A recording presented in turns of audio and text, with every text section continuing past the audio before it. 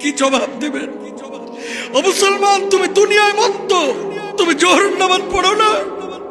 আসরের আগে যদি দুনিয়া থেকে তুমি বিদায় নাও, তুমি বেনামাজি হয়ে কবরে যাচ্ছ।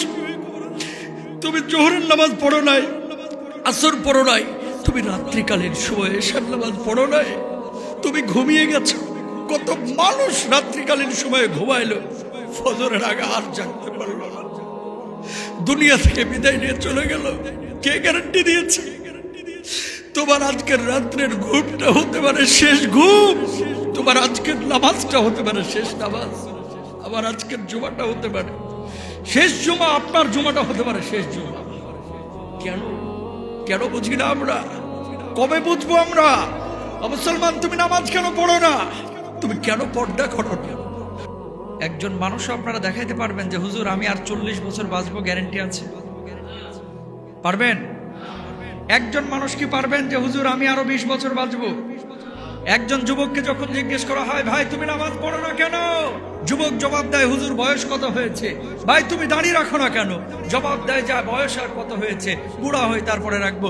আপনি নামাজ পড়েন না কেন, আপনি হজ্জে যাচ্ছেন না কেন, হুজুর এখন তো হজ করে এসে পাপ করা যাবে না, এই জন্য হজটা করতেছি না, বয়স আর কত হয়েছে। অসংখ্য মানুষ আছে, যুবক চিন্তা করছে বয়স তো এখনই শেষ হয়ে যায়নি, আরো অনেকদিন বাঁচবো। বৃদ্ধ চিন্তা করছে এবছর হজ্জে যাচ্ছি না, আগামী বছর যাব। বউটা চিন্তা করছে পর্দা করার সময় তো এখনো হয়নি, 40 বছর আপ হোক তারপরে পর্দা করব। কিন্তু এর মধ্যেই যখন মালাকুল মাউত এসে থাবা মারছে, অনেক যুবককে কবর নিয়ে চলে যাচ্ছে, অনেক বৃদ্ধকে যুবকের আগে, অনেক বৃদ্ধের আগে যুবককে নিয়ে চলে যাচ্ছে। ঠিক কিনা? গ্যারান্টি আছে? গ্যারান্টি আছে? গ্যারান্টি নাই। যখন আসবে হঠাৎই মালাকুল মাউত চলে আসবে, কেউ জানি না সকালবেলায় আসবে নাকি দুপুর বেলায়। মালাকুল মাউত যখন আপনার কাছে চলে আসবে, আকুতি করবেন ও মালাকুল মাউত দিও না এখন আমাকে, আমি তো নামাজ পড়ি নাই। হয়তো বা আপনি জোহরের নামাজ পড়েন নাই, আসরের আগে মালাকুল মাউতের সাহায্যে ওই মুহূর্তে যদি আপনি বেনামাজি হয়ে কবরে চলে যান, কি জবাব দিবেন আল্লাহর কাছে? কি জবাব দিবেন আল্লাহর কাছে?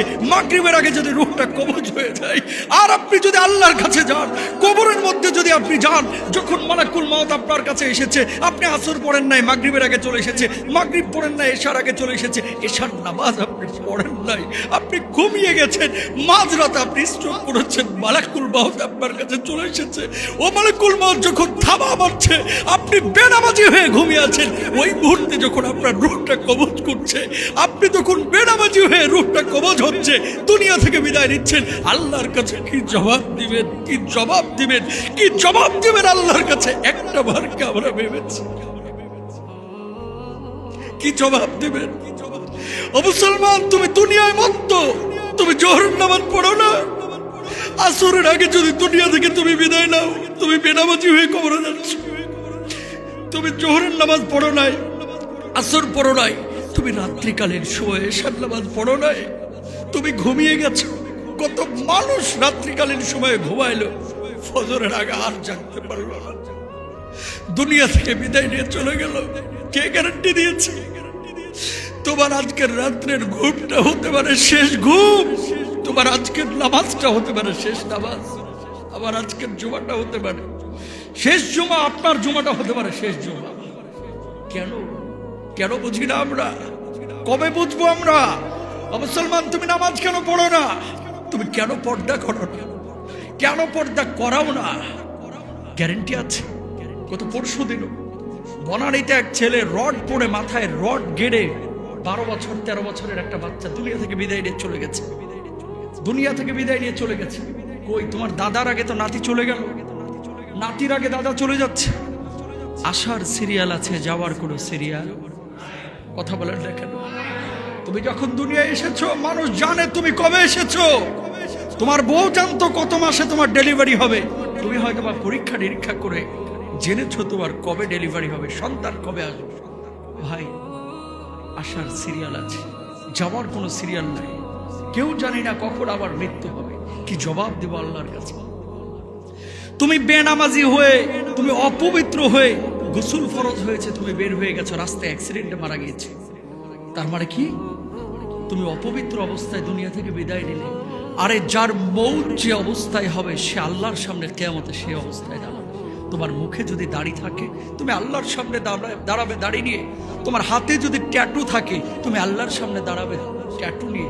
তোমার যদি গ্রুপ ব্ল্যাক করা থাকে তুমি আল্লাহর সামনে দাঁড়াবে গ্রুপ ব্ল্যাক নিয়ে। তুমি যদি বেনামাজি থাকা অবস্থায় মারা যাও আল্লাহর সামনে তুমি দাঁড়াবে বেনামাজি অবস্থায়।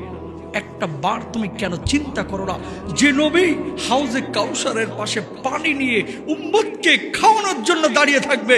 আসো আমার উম্মত, সমস্ত নবী আম্বিয়া আলাইহিস সালাম যখন নাফসি নাফসি করবে আমার কি হবে, আমার কি হবে, আপনার আমার পিয়ারা হাবিব তখন অপেক্ষমান থাকবে আমার উম্মতের কি হবে, আমার উম্মতের কি হবে। একটা বার কি তুমি চিন্তা করো না যে বেনামাজি অবস্থা আমার হাবিবের সামনে আমি যদি দাঁড়াই আমার হাবিব আমার দিকে ফিরে তাকাবে না, আমার হাবিব আমার দিকে গুসা করে থাকবে। আমার হাবিবের কাছে সুন্নাহীন জীবন নিয়ে আমি কিভাবে যাব। প্রিয় ভাইরা আবার একটু সতর্ক হই, নামাজটা নিয়মিত পড়ি, মৃত্যুর জন্য প্রস্তুতি নেই। কত আয়োজন, কত আয়োজন, এত আয়োজন যে করছেন বাড়ির জন্য, গাড়ির জন্য, সম্পদের জন্য। একটা বাড়ি করতে যদি 5 কোটি টাকার প্রয়োজন হয়, এই 5 কোটি টাকা উপার্জনের জন্য আপনি 30 বছর, 40 বছর, 50 বছর পর্যন্ত মেহনত করতেছেন, ঠিক কিনা? দুনিয়া কয়দিনের মেনে নিলাম আপনি 60 বছর বাঁচলেন, দুনিয়া কয়দিনের মেনে নিলাম আপনি 80 বছর বাঁচলেন, দুনিয়া কয়দিনের মেনে নিলাম আপনি 90 বছর বাঁচলেন, এর বেশি তো না। আচ্ছা মেনে নিলাম আপনি 120 বছর বাঁচলেন, এর বেশি কি বাঁচতে পারবেন? পারবেন? 120 বছর যদি আপনি হায়াত পান, আপনি 60 বছর যদি হায়াত পান, 30 বছর ঘুমে চলে যায়। 100 বছর হায়াত পালে 50 বছর ঘুমেই চলে যায়। থাকে কয় বছর? 100 বছরের মধ্যে 50 বছর থাকে, 60 বছরের মধ্যে 30 বছর থাকে।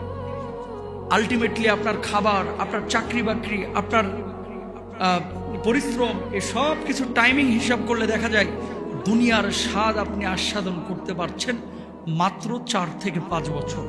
কয় বছর?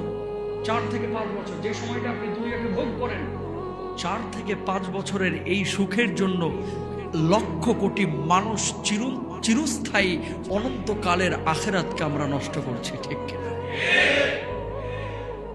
মাত্র 4 বছরের সুখের জন্য কত টাকার প্রয়োজন আপনার, কত বাড়ির দরকার আপনার, কত সম্পদের প্রয়োজন আপনার। সম্পদ দিয়ে বাড়ি দিয়ে সুখী হওয়া যায় না।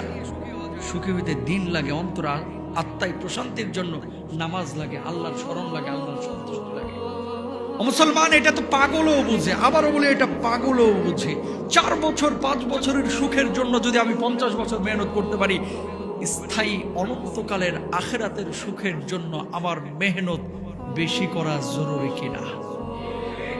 অবশ্যই জরুরি। কত জরুরি?